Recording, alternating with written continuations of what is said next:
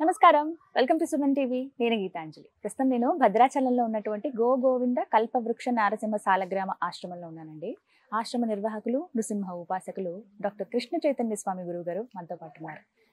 మే 27వ తారీఖు చాలా విశేషమైన రోజు. ఆ రోజు శని జయంతి. మరి ఆ రోజున ఆశ్రమంలో ఎటువంటి కార్యక్రమాలు చేస్తున్నారు, మనందరం పాల్గొనవచ్చా?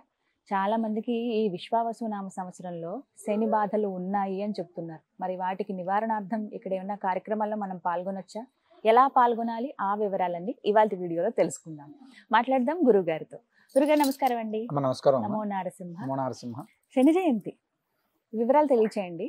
చాలా మందికి తెలియదు. మామూలుగా శని త్రయోదశి వస్తే శనికి పూజ చేసుకోవడం, అభిషేకం చేయటం ఇక్కడి వరకు మాత్రమే. కానీ శని జయంతి విశేషం ఏంటి? ఇంకా ఆ రోజున అసలు ఏం చెయ్యాలి? వీటి గురించి తెలియదు. అంటే మనందరం కూడా నవగ్రహాల్లో ఏదైనా ఒక గ్రహానికి ఎక్కువ భయపడతాం అని అనుకుంటే అది శని భగవానుడు మాత్రమే. అంటే ఆయనకు మాత్రమే శనీశ్వరుడు అని పేరు ఫస్ట్. అదేవిధంగా శని భగవాన్ అంటాం. ఎందుకంటే అది భయంతో కావచ్చు, భక్తితో కావచ్చు, ఏదైనా కావచ్చు. అంటే శని ఆరాధన అనేటువంటిది, శని ఎప్పుడైతే మన జాతకంలోనో గోచారంలోనో పనిచేస్తున్నాడు అంటే ఆటోమేటిక్గా మనందరం కూడా తెలియనటువంటి ఒక ఆధ్యాత్మిక చింతనలోకి వెళ్ళిపోతాం. అంటే శని ఎప్పుడైతే మన అర్ధాష్టమంలోనో, ఏలినాడు శనో, ఇలా జన్మ శని, ఇలా ఏదైనా శని ప్రభావాన్ని మన జాతక రీత్యాను గోచార రీత్యాను మనకు కనబడుతుంది అనగానే తెలియకుండానే, మనకు తెలియకోకుండానే, అంటే వెన్నెముకలో ఒక భయాన్ని ఏర్పాటు చేసి తద్వారా మన ఆధ్యాత్మిక చింతనలోని దానము, ధర్మం ఇలా చెయ్యాలి అనేటువంటి భావన అన్నిటినీ కలిగించేటువంటి వాడు శని అమ్మ. ఆయన పేరు చెప్తేనే భయపడతాం చాలా మంది. ఎందుకయ్యా అంటే జాతక రీత్యా గోచార రీత్యా అది ఆయన ఉన్నప్పుడు తెలియనటువంటి ఒక ఇబ్బందికరమైనటువంటి వాతావరణం ఏర్పడ, అది ఆర్థిక పరమైనటువంటి కావచ్చు, అంటే వాహనాలకు సంబంధించినటువంటి ప్రమాదాలు కావచ్చు, మన జీవితంలో అంటే అప్పటిదాకా మనం కట్టుకున్నటువంటి ఏవైతే ఉంటాయో అంటే కళలు, సౌదాలు, అవన్నిటిని కూడా ఇబ్బంది, అంటే ఒక స్టాప్, పాస్ పెడతారు ఆయన. ఎందుకంటే మనం అధర్మంగా అడ్డగోలుగా వెళ్ళిపోతామంటే శని అనేటువంటి వాడు ఉన్నప్పుడు కొంచెం కష్టమైనటువంటి పని. అంటే ఏదైనా బెత్తం పెట్టి కట్టి జాగ్రత్తగా కూర్చోబెట్టేటువంటి వాడు ఆయన. అలాంటి వాడిని మనం ఆరాధించుకోవడం, అంటే శని త్రయోదశి రోజు, ఇలాంటి రోజు, శనివారం రోజు విశేషంగా ఆరాధించడం ఎలా ఉంటుందో, వైశాఖ మాసంలో అమావాస్య నాడు శని జయంతిగా మనకు పెద్దలు చెప్పారు.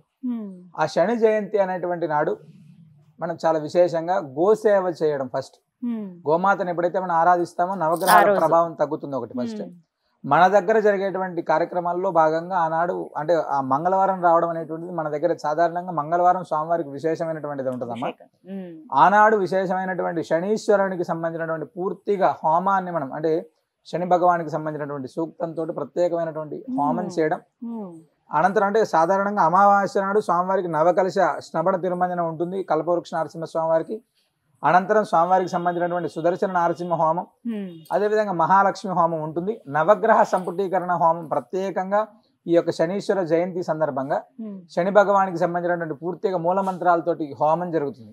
అంటే ఎవరైతే జన్మ శని, ఏలనాడు శని, అర్ధాష్టమ శని ఎవరైతే ఉన్నారో, మేము ఇబ్బంది పడుతున్నాం అనుకునేటువంటి వాళ్ళు ఒకరు, అదేవిధంగా షష్టగ్రహ కూటమితోటి మేము ఇబ్బంది పడుతున్నాం అనుకునేటువంటి వాళ్ళు ఎవరైతే ఉన్నారో ఆ రాశుల వాళ్ళు ఖచ్చితంగా ఆనాడు హోమంలో పాల్గొనడం. ఆ 4 రాశులు, అంటే మేషరాశి వారికి కొంచెం బాగాలేదు, సింహరాశి బాగాలేదు, కుంభరాశికి బాగాలేదు, మీనరాశికి బాగాలేదు, వీళ్ళు ఎవరైతే ఉన్నారో వాళ్ళందరూ మేము ఇబ్బంది పడుతున్నాం అనుకునేటువంటి వాళ్ళు. అదే విధంగా ద్వాదశ రాశుల్లో అంటే శని ఎవరైతే బాగలేరు, అంటే కామన్ గా వాళ్ళు జన్మలగ్నంలో బాగలేకుండేటువంటి వాళ్ళు ఎవరైతే ఉన్నారో, అంటే 12 రాశుల్లో ఎవరి జాతకంలో శని బాగలేదు అనుకునేటువంటి వాళ్ళు కూడా ఖచ్చితంగా ఈ యొక్క హోమంలో పాల్గొనడం అనేటువంటిది చాలా విశేషమైనటువంటిది అమ్మ. వింటున్నారు కదా, శని వల్ల ఇబ్బందులు పడుతున్నాం అన్న వాళ్ళు సాధారణంగా ఇప్పుడు తెలిసిందే కదండి. కుంభరాశి వారికి, మీనరాశి వారికి, ఇప్పుడు కొత్తగా స్టార్ట్ అయింది మేషరాశి వారికి ఏలినాటి శని అంటూ ఉన్నారు. ఈ 3 రాశులకు సంబంధించిన వాళ్ళు కావచ్చు. అలాగే అష్టమ శని, అర్ధాష్టమ శని, సింహరాశి, అలాగే ధనుసు రాశి. దాదాపుగా ఈ సంవత్సరం శని అందరిపైన ప్రభావం ఉంటుందని కూడా ఒక మాట చెప్తున్నారు. అలాంటి వాళ్ళకి ఒక గొప్ప అవకాశం అండి. మే 27వ తారీఖు మంగళవారం వచ్చింది. చక్కగా ఇక్కడ జరిగేటువంటి ఈ హోమంలో, ఈ పూజా కార్యక్రమంలో మీ అందరూ కూడా పాల్గొనవచ్చు. ఆ వివరాలు చెప్పండి, ఏమేం చేస్తారు అసలు ఆ రోజున? అంటే శని జయంతి సందర్భంగా, అదే విధంగా వైశాఖ అమావాస్య సందర్భంగా స్వామివారికి ప్రాతకాలంలోనే గోపూజ ఉంటుందమ్మా. ఫస్ట్ గోపూజ అనంతరం స్వామివారికి 9 కలశాలతో విశేషమైనటువంటి అభిషేకం కల్పవృక్ష నరసింహ స్వామివారికి.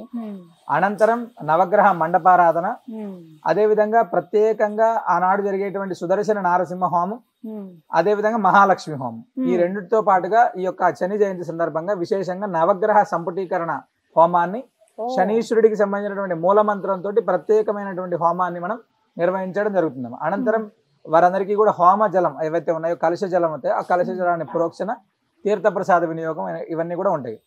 ఆనాడు ప్రత్యేకంగా సుదర్శన మంత్రాత్మకంగా దృష్టి దోష నివారణ ఇలా ఇబ్బంది పడుతున్నటువంటి వాళ్ళు ఎవరైతే ఉన్నారో అమావాస్య నాడు జరిగేటువంటి హోమం అనంతరం ప్రత్యేకంగా ఆ యొక్క దృష్టి దోష నివారణ కార్యక్రమం కూడా మనం ఈ యొక్క అమావాస్య నాడు కూడా నిర్వహించడం జరుగుతుంది.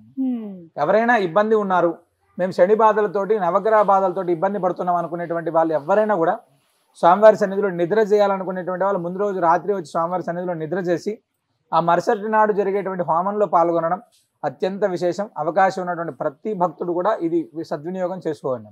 అదేవిధంగా కల్పవృక్ష నరసింహ స్వామివారి సన్నిధిలో అమావాస్య అనగానే స్వామివారికి ఇక్కడ ఇచ్చేటువంటి సంతానం కోసం ప్రసాదం అమ్మ.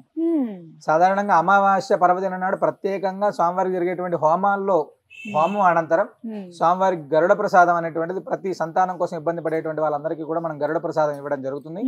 స్వామివారికి ముడుపు కట్టుకునేటువంటి వాళ్ళు అంటే ముడుపు కట్టుకునేటువంటి వాళ్ళు అమావాస్య నాడు చాలా ఎక్కువ దూర ప్రాంతాల నుంచి ముందు రోజు రాత్రి నిద్ర చేసి ఆ స్వామివారికి సంబంధించినటువంటి హోమంలో పాల్గొని ముడుపు కట్టి స్వామివారికి ప్రదక్షిణ చేసి వెళ్ళేటువంటి వాళ్ళ సంఖ్య కూడా చాలా ఎక్కువగా ఉంటుంది.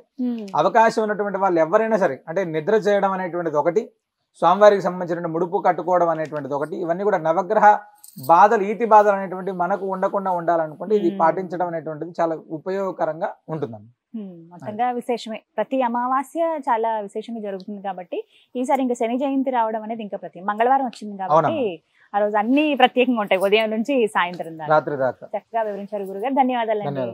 విన్నారు కదా, మే 27 అండి మంగళవారం శని జయంతి. ప్రత్యేకించి ఈ విశ్వావసు నామ సంవత్సరంలో ఎవరైతే శనితో ఇబ్బందులు పడబోతున్నామని మాకు ఇలా తెలిసిందండి, అవి మేము ఇప్పటికే ప్రారంభమైంది మా జీవితంలో మేము అనుభవిస్తున్నాము అన్న వాళ్ళకి ఒక మంచి అవకాశం అండి.